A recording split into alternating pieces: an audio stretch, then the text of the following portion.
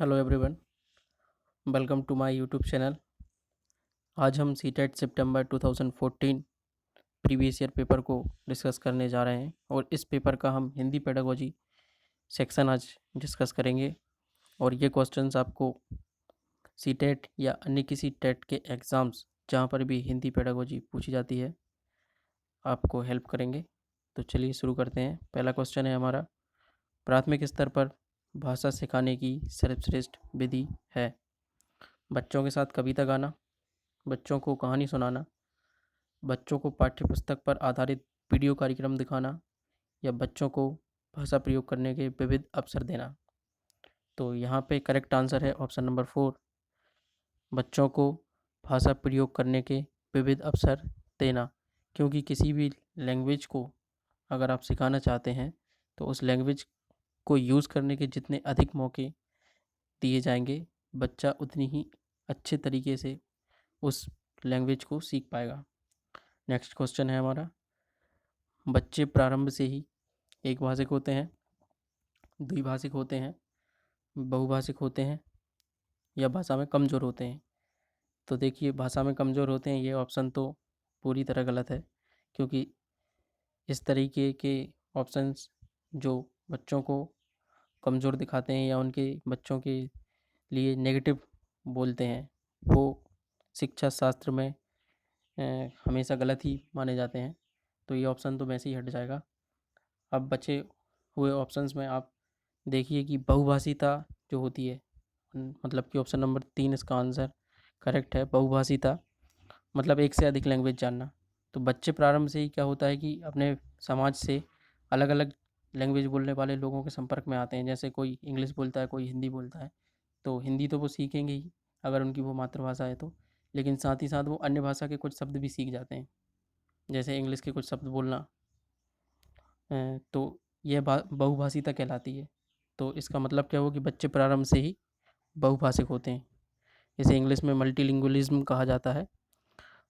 तो चलिए next question है अब हमारा, प्राथमिक स्तर पर शिक्षा का माध्यम हिंदी होना चाहिए, अंग्रेजी होना चाहिए, उर्दू होना चाहिए, या बच्चे की मातृभाषा होना चाहिए?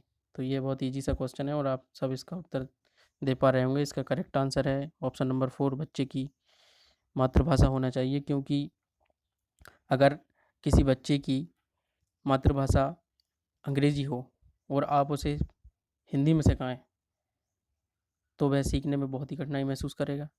या इसका जस्ट अपोजिट, हिंदी मातृभाषा हो और इंग्लिश में सिखाना शुरू करें तब भी उसे कठिनाई होगी। तो इसलिए प्राइमरी लेवल पे जो बच्चे की शिक्षा का माध्यम होगा वो बच्चे की मातृभाषा होना चाहिए। और इसके ऊपर 1937 में महात्मा गांधी जी ने जो उनकी वर्धा योजना हुई थी, उसमें जो उन्होंने प्राइमरी शिक्षा के ऊपर जो अपना वक्तव्य दिया था, उसमें भी उन्होंने इस बिंदु को उठाया था कि बच्चे की शिक्षा का माध्यम उसकी मातृभाषा होना चाहिए। तो चलिए नेक्स्ट क्वेश्चन पे आते हैं अब हम। नेक्स्ट क्वेश्चन है हमारा, भाषा सीखने सिखाने के संबंध में निम्नलिखित में से कौन सा कथन सही है? ऑप्शन नंबर 1, बच्चे स्कूल आने से पूर्व ही भाषाई पूंजी से लैस होते हैं। मतलब कि स्कूल आने से पहले ही उनकी जो भाषा होती है वो उनके पास होती है। नंबर 2, बच्चे स्कूल आकर भाषा सीखते हैं। मतलब कि ये कह रहा है कि स्कूल आके ही वो भाषा सीखते हैं, इससे पहले कुछ नहीं आता उनको।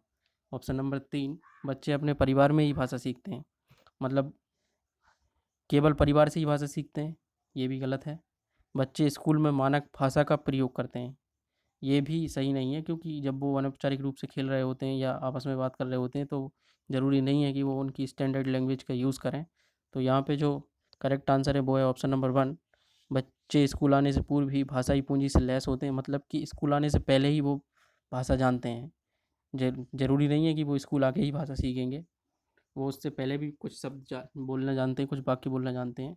तो यहाँ पे ऑप्शन नंबर 1 करेक्ट आंसर होगा। नेक्स्ट क्वेश्चन है हमारा, प्राथमिक स्तर की पाठ्यपुस्तक का निर्माण करते समय आप किस बिंदु पर विशेष ध्यान देंगे? प्राइमरी लेवल पे जो बुक आप बना रहे होंगे उसमें किस बिंदु पर आप विशेष ध्यान देंगे? प्रसिद्ध लेखकों की रचनाएं शामिल होंगी, हिंदी भाषा के वैविध्यपूर्ण रूप शामिल होंगे, उपदेशात्मक पाठ शामिल होंगे, या कहानियाँ अधिक से अधिक शामिल हों। यहाँ पे जो करेक्ट आंसर है वो है ऑप्शन नंबर 2। क्यों? क्योंकि इसलिए है वो कि वैविध्यपूर्ण रूप मतलब होता है कि जो हिंदी भाषा की अनेक विधाएँ हैं, जैसे संस्मरण हुआ, एकांकी, कहानी, निबंध लेखन, मतलब अलग-अलग जो विधाएँ हैं, वो आप उसकी पाठ्यपुस्तक में शामिल करेंगे, ना कि एक ही कोई विधा आप सिखाएँगे बच्चे को। इसलिए हिंदी भाषा के वैविध्यपूर्ण रूप शामिल हों, यह यहाँ पे करेक्ट आंसर है। नेक्स्ट क्वेश्चन है हमारा, पाठ के अंत में अभ्यास और गतिविधियाँ देने का उद्देश्य। हमारे जो बुक्स होती हैं उनमें जो लास्ट में एक्सरसाइज दी होती है, उस एक्सरसाइज को देने का एम क्या होता है? नंबर 1, बच्चों को अभिव्यक्ति के अवसर देना, बच्चों को व्यस्त रखने हेतु गतिविधियाँ बनाना। तो बच्चों को व्यस्त रखने हेतु अन्य भी गतिविधियाँ बनाई जा सकती हैं, ज़रूरी नहीं है कि आप लास्ट में जो एक्सरसाइज दी हो उनका ये एम ये हो। बच्चों को याद करने हेतु सामग्री उपलब्ध करने में सहायता करना, ये भी करेक्ट आंसर नहीं है, क्योंकि याद करने के लिए एक्सरसाइज नहीं दी जाती। गृह कार्य की सामग्री जुटाना, गृह कार्य की सामग्री जुटाना, यह भी नहीं है यहाँ पे सही। तो करेक्ट आंसर क्या बचा है यहाँ पे? बच्चों को अभिव्यक्ति के अवसर देना। वो इसलिए दी जाती हैं ताकि स्टूडेंट्स ने जो सीखा है या जो सीख रहे हैं, समझ रहे हैं, उसको वो एक्सप्रेस कर पाएँ और अभिव्यक्ति करके देख पाएँ कि वो सीख भी रहे हैं या नहीं। ये इसका एम होता है एक्सरसाइज देने का। नेक्स्ट क्वेश्चन है, प्राथमिक स्तर पर एक भाषा शिक्षक से सर्वाधिक अपेक्षित है। प्राइमरी लेवल पे एक टीचर से क्या एक्सपेक्ट करते हैं? पाठ्यपुस्तक में दी गई सभी कहानी कविताओं को कंठस्थ करना, बच्चों को मानक भाषा का प्रयोग करना सिखाना, कक्षा और कक्षा के बाहर बच्चों को भाषा प्रयोग के लिए प्रोत्साहित करना, या बच्चों की निरंतर परीक्षाएं लेना। निरंतर परीक्षाएं लेने को कभी भी प्रमोट नहीं किया जाता, तो ये तो यहाँ पे गलत हो जाएगा। और बच्चों को मानक भाषा का प्रयोग करना सिखाना, ये भी गलत है, क्योंकि मानक भाषा एकदम आप शुरुआत से ही नहीं सिखा सकते। मानक भाषा को सीखने के लिए पहले भाषा को सरल से जटिल की ओर सिखाया जाता है। पहले सरल चीज़ें सीखी जाती हैं, उसके बाद मानक भाषा का प्रयोग सीखा जाता है। और कंठस्थ करना, रेक्टिफिकेशन तो प्रमोट कभी भी नहीं करते हैं, भले ही वो टीचर के लिए हो या फिर बच्चों के लिए हो। तो ऑप्शन नंबर 3 यहाँ पे करेक्ट आंसर होगा। कक्षा और कक्षा के बाहर बच्चों को भाषा प्रयोग के लिए प्रोत्साहित करना, ताकि वो उस लैंग्वेज का अधिक से अधिक यूज़ करें और ज़्यादा से ज़्यादा सीख पाएँ। नेक्स्ट क्वेश्चन है अब, चोमस्की के अनुसार कौन सा कथन सही है? चोमस्की जो हैं, उन्होंने अपना एक थ्योरी दी थी, जिस थ्योरी में उन्होंने बोला था कि मानव में जो है वो भाषा अर्जित करने की जन्मजात क्षमता होती है। मतलब कि उसमें जन्म से ही यह एबिलिटी होती है कि वो किसी लैंग्वेज को सीख पाए। तो यहाँ पे इनका सही आंसर है, बच्चों में भाषा सीखने की जन्मजात क्षमता होती है। अब ये इनका जो कथन है, वो उसको आप इस तरीके से देख सकते हैं कि जैसे ये सही क्यों है? ये सही इसलिए है कि भाई समाज में अन्य जीव भी रहते हैं। जैसे आप प्रारंभ से ही किसी कुत्ते के जीव को अपने साथ पिल्ली को साथ में रख सकते हैं, लेकिन वो जन्म से ही भले ही आपके साथ हो, लेकिन फिर भी वो भाषा बोलना नहीं सीख पाता। इस प्रकार से चोम्स्की ने तर्क दिए थे कि बच्चों में भाषा सीखने की जन्मजात क्षमता होती है। ये तो सीधा सा क्वेश्चन था, अगर आपने चोम्स्की को पढ़ा है तो आप इसमें डायरेक्ट आंसर लगा सकते थे, इसमें कोई तर्क की ज़रूरत नहीं है। नेक्स्ट क्वेश्चन है हमारा, भाषा में आकलन की प्रक्रिया पाठ के अंत में दिए गए अभ्यासों के माध्यम से होती है, सीखने सिखाने के दौरान भी चलती है, केवल बच्चों का निष्पादन जानने के लिए होती है, केवल शिक्षक का निष्पादन जानने के लिए होती है। तो भाषा में जो आकलन की प्रक्रिया है वो सीखने सिखाने के दौरान चलती रहती है, जिसे हम कहते हैं असेसमेंट फॉर लर्निंग। और जो फॉर्मेटिव असेसमेंट का एक पार्ट है कि भाई सीखने सिखाने के दौरान भी आप बच्चे को लगातार असेस करते रहते हैं कि वो सीख भी रहा है कि नहीं, या सीख रहा है तो किस हद तक सीख रहा है, समझ रहा है कि नहीं। इससे आपको उसे और सिखाने में मदद मिलती है। तो जो आकलन की प्रक्रिया है वो लगातार चलती रहती है और ये फॉर्मेटिव असेसमेंट का पार्ट है। नेक्स्ट क्वेश्चन है हमारा, भाषा अर्जित करने की प्रक्रिया में किसका महत्व सर्वाधिक है? तो भाषा अर्जित करने के लिए सर्वाधिक जो महत्व है वो है समाज का। हमारी समाज का सर्वाधिक महत्व होता है, क्योंकि बच्चा स्कूल्स में तो लगभग 5 से 6 घंटे होता है और उसमें से भी लैंग्वेज की क्लास उसकी 1 घंटे की होती है। लेकिन जो सोसाइटी है उसमें वो लगातार संपर्क में रहता है और अनेक प्रकार के लोगों से मिलता है और विभिन्न प्रकार की उसको अवसर प्राप्त होते हैं भाषा सीखने के लिए। नेक्स्ट क्वेश्चन है हमारा, पढ़ना सिखाने की प्रक्रिया में किसकी भूमिका सर्वाधिक महत्वपूर्ण है? भाषा प्रयोगशाला की, बाल साहित्य के सार्थक प्रयोग की, पाठ्यपुस्तक की या भाषा परीक्षाओं की? तो पढ़ना सिखाने की प्रक्रिया में जो सर्वाधिक महत्वपूर्ण चीज़ है वो है बाल साहित्य के सार्थक प्रयोग की। बच्चों का जो साहित्य होता है उसको आप अच्छे तरीके से यूज़ करें तो वो लैंग्वेज सिखाने के लिए बहुत ही हेल्पफुल होगा। जैसे आप बच्चे की जो कहानी की किताबें होती हैं उनको आप इस तरीके से यूज़ कर सकते हैं ताकि वो लैंग्वेज सीखने में हेल्पफुल हो। कैसे? क्योंकि बच्चों को कविताएं या कहानियों में बहुत इंटरेस्ट होता है और वो अपने रुझान से इन चीज़ों को पढ़ते हैं, तो इनको आप यूज़ करके लैंग्वेज सिखाने में यूज़ कर सकते हैं। तो नेक्स्ट क्वेश्चन है अब, एक समावेशी कक्षा में भाषा शिक्षक को किस बिंदु का सबसे अधिक ध्यान रखना चाहिए?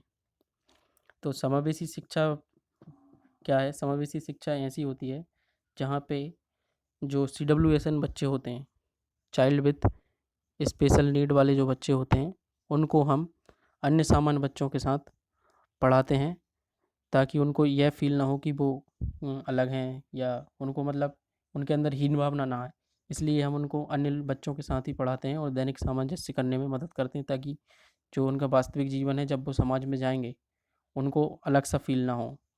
तो समावेशी शिक्षा में किस बिंदु का सबसे अधिक ध्यान रखना चाहिए, ये प्रश्न है हमारा। तो यहाँ पे देखते हैं सभी बच्चों को समान रूप से गृह कार्य देना। यह ऑप्शन देखिए गलत हो जाएगा क्योंकि सभी बच्चों की क्षमताएं अलग अलग होती हैं। आप एकदम सबको एक जैसा होमवर्क नहीं दे सकते। सभी बच्चों को समान गतिविधि में शामिल होने के लिए प्रोत्साहित करना। अगर आपकी क्लास में आप CWSN चाइल्ड्स हैं तो आप एक गतिविधि में सभी बच्चों को शामिल कैसे कर पाएंगे? नंबर 3, सभी बच्चों में समान अपेक्षाएं रखना। सभी बच्चों से एक ही चीज़ आप एक्सपेक्ट करें कि भाई सबके नंबर अच्छे आएंगे, 90 से अबव आएंगे, ये भी देखिए गलत हो जाएगा। ऑप्शन नंबर 4 है विविध प्रकार की दृश्य श्रव्य सामग्री का उपयोग करना, ये यहाँ पे करेक्ट है। तो यहाँ पे करेक्ट आंसर जो है विविध प्रकार की दृश्य श्रव्य सामग्री का उपयोग करना, क्योंकि जो TLM जो है वो अलग अलग प्रकार के बच्चों की नीड्स को फुलफ़िल करता है। जैसे सपोज़ कीजिए कोई बच्चे को देखने में प्रॉब्लम होती है तो आप उसको श्रव्य सामग्री का जब उपयोग करेंगे, ऑडियोज़ मटेरियल का यूज़ करेंगे, तो वो सुन के उन चीज़ों को बेहतर तरीके से सीख पाएगा। और सेम यही चीज़ सुनने वाले के लिए अप्लाई होगी। जो बच्चा सुनने में समस्या है जिसके साथ, उसको आप देखने वाली सामग्री जैसे वीडियो क्लिप्स वगैरह दिखा के, चार्ट्स वगैरह दिखा के समझाएंगे तो वो ज़्यादा बेहतर तरीके से समझ पाएगा। तो नेक्स्ट क्वेश्चन है, भाषा अर्जित करने में वाइगोत्स्की ने किस पर सबसे अधिक बल दिया है? वाइगोत्स्की ने एक थ्योरी दी थी JPD की, जोन ऑफ प्रॉक्सिमल डेवलपमेंट, समीपस्थ विकास का क्षेत्र। इसमें उन्होंने कहा था कि बच्चा एक सीमा तक सीखता है और उस सीमा के बाद अगर कोई उसे हेल्प करे तो वह आसानी से उन चीज़ों को सीख सकता है। तो उन्होंने बेसिकली उनका जो थ्योरी थी वो सोशियो कल्चरल थ्योरी कहलाती है। तो यहाँ पे पूछा गया है कि भाषा अर्जित करने में वाइगोत्स्की ने किस पर सबसे अधिक बल दिया है? तो उन्होंने समाज में होने वाले भाषा प्रयोगों पे सबसे अधिक बल दिया है। नेक्स्ट क्वेश्चन है, प्राथमिक स्तर पर भाषा शिक्षण का उद्देश्य यह है कि बच्चे मानक भाषा का प्रयोग करना जल्दी सीख जाएं। ये देखिए सही नहीं है। मानक भाषा का प्रयोग इतने जल्दी नहीं सिखाया जाता। बच्चे भाषा परीक्षा में सदैव अच्छे अंक लाएं, ये भी नहीं है। बच्चे विभिन्न स्थितियों में भाषा का प्रभावी प्रयोग कर सकें, ये है कि बच्चे भाई इफ़ेक्टिव यूज़ कर पाएँ लैंग्वेज का। उनकी जो दैनिक जीवन में ऐसी स्थितियाँ होती हैं जहाँ पे लैंग्वेज को यूज़ किया जाता है, वहाँ वो इफ़ेक्टिव तरीके से लैंग्वेज को यूज़ कर पाएँ। यह करेक्ट आंसर है। नेक्स्ट क्वेश्चन है, बच्चों की भाषा का आकलन करने के लिए सबसे उचित तरीका क्या है? बच्चों की लिखित परीक्षा लेना, बच्चों के भाषा प्रयोग का अवलोकन करना, बच्चों से किताब पढ़वाना या बच्चों से परियोजना कार्य करवाना। तो यहाँ पे करेक्ट आंसर होगा बच्चों के भाषा प्रयोग का अवलोकन करना, क्योंकि लिखित परीक्षा लेंगे तो आप उसमें यह पता नहीं कर पाएंगे कि बच्चा बोलने में सक्षम है कि नहीं। अगर आप पढ़वाएंगे तो लिखवाने की एबिलिटी आपको पता नहीं चल पाएगी। जो भाषा के 4 जो कौशल हैं LSRW, उनको असेस करने के लिए आपको उसके प्रयोग का ही अवलोकन करना होगा। उससे आपको सारी जो चारों एबिलिटी हैं, जो कौशल हैं, वो आप असेस कर पाएंगे और बेहतर तरीके से उसको फीडबैक दे पाएंगे या उसको सिखाने के लिए कार्य कर पाएंगे। तो ये हमारे 15 जो इम्पोर्टेंट क्वेश्चन थे सीटेट के पेपर के, वो यहाँ पे पूर्ण हुए।